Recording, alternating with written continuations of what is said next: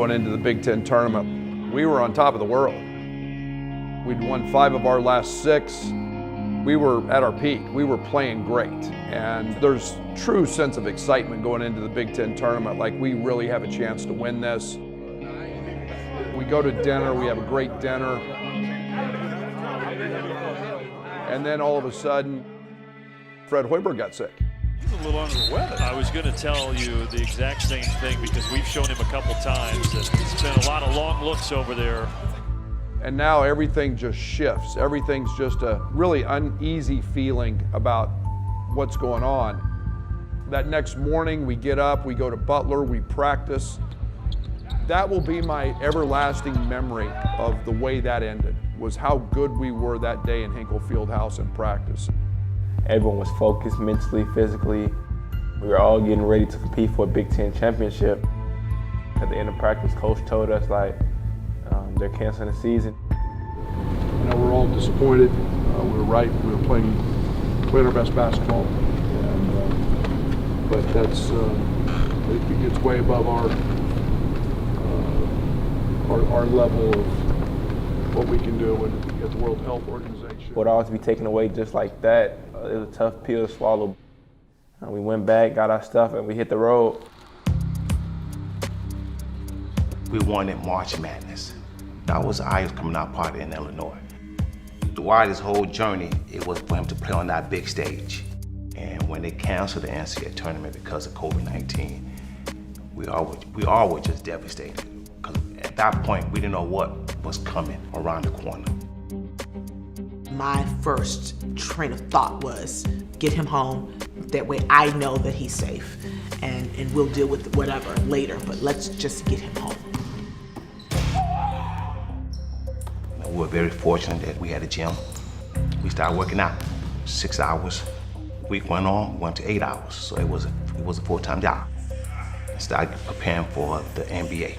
So I started training him, myself, and my oldest son, Yakub. 3 of us would get up and go and work out and lifting, shooting, and just preparing for the NBA.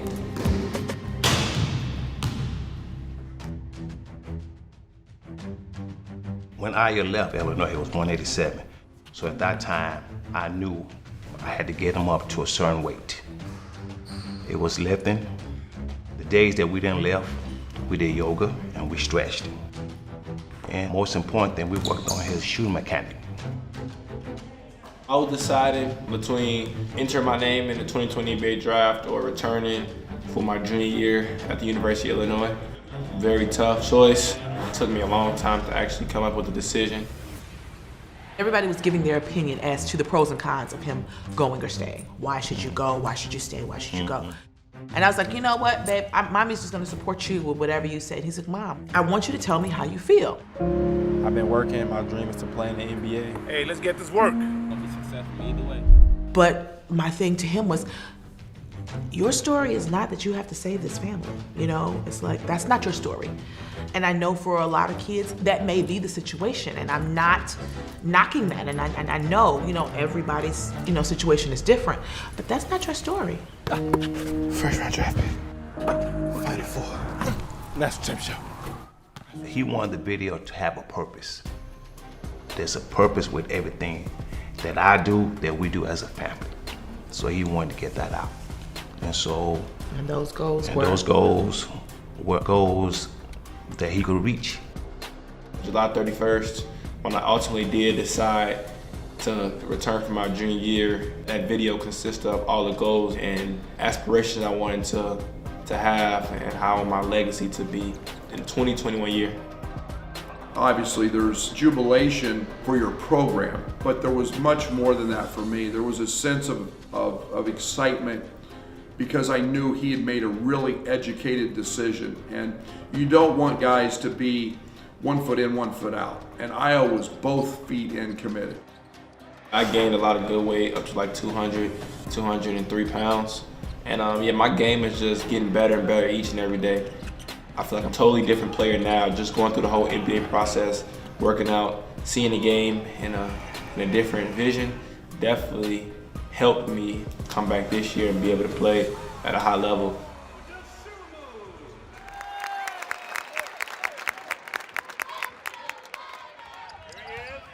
Here's Dosunmu, lines up a three. Good Ayo, go!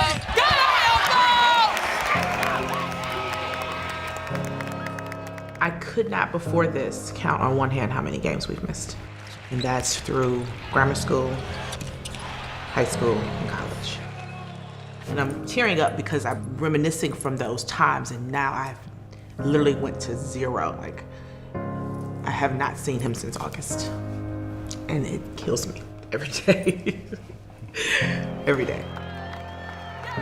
Both my parents have not missed a game until this year, of course. You know he's superstitious. I know. What's in there, Ayo? What's in there? Bucket. We all close one big circle, a very tight circle. I talk to my family pretty much every day. Thursday, we play Northwestern. We are in the South Loop, Chicago. Northwestern campus is in Evanston. So we are, I want to say 45 minutes, less than 45 minutes. We know we can't go. We all have our Illinois gear on, and we all have a special seat. You know, she likes that one. That's my chair right there. I'm in the corner by the lamp, and we all watching it, and the same routine. He misses the free throw. Say it. Make the damn free throw. You know, he does something wrong. Come on. Nothing changes. Nothing changes. Here tonight, the Wildcats will look to get back in the win column, but another tall task awaits against the number 12 team in the country. Northwestern, a very dangerous team, particularly at home. You know Chris Collins will have them ready to go. We talked about it. Sometimes you got to just say no more. Draw the line, we're standing our ground. We're finding a way, 40 minutes to get this thing going. Family on 3, 1, 2, 3. Family. Let's go, Let's go, boys. Everything you got. Everything you got. Let's go, kid. Everything you got. We're underway.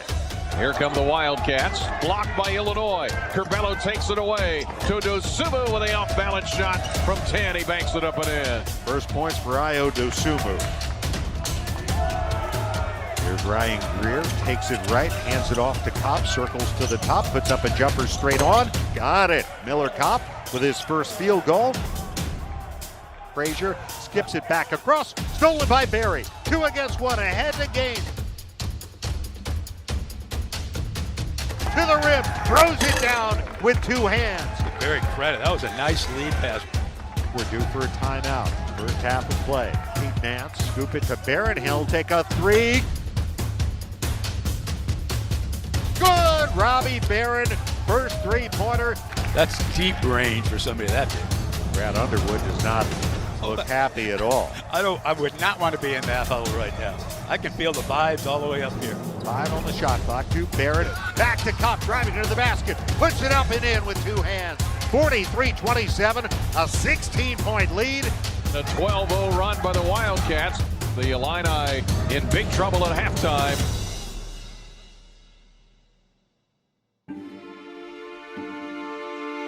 Northwestern up 15, 43-28. How do you get this back? You know, I think it talks about effort and just showing up. I mean, Brad cannot be happy. I'm sure he expressed his unhappiness there at halftime, and we'll see how we respond. Dosunmu out in front, looks right. There's Frazier.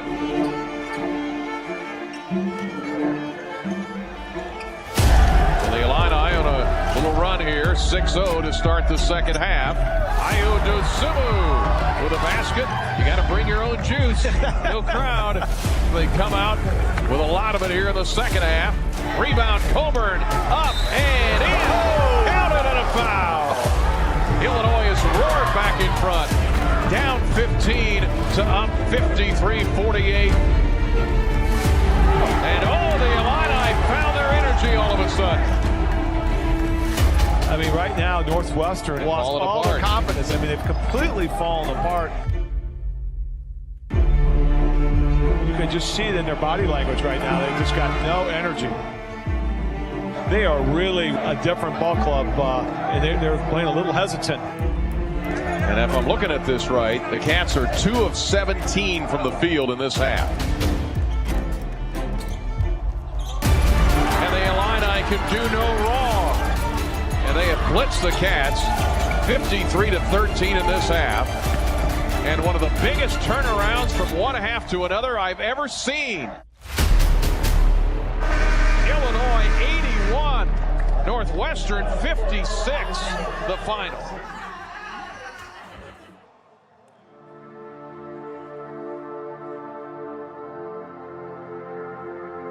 Yeah! Yeah! We see them dogs. Yo, real dogs!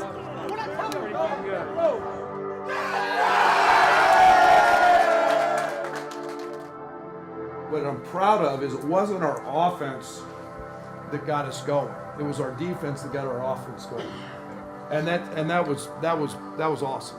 Because the first half, that wasn't us. Second half, I'm proud of that. Big time effort, man.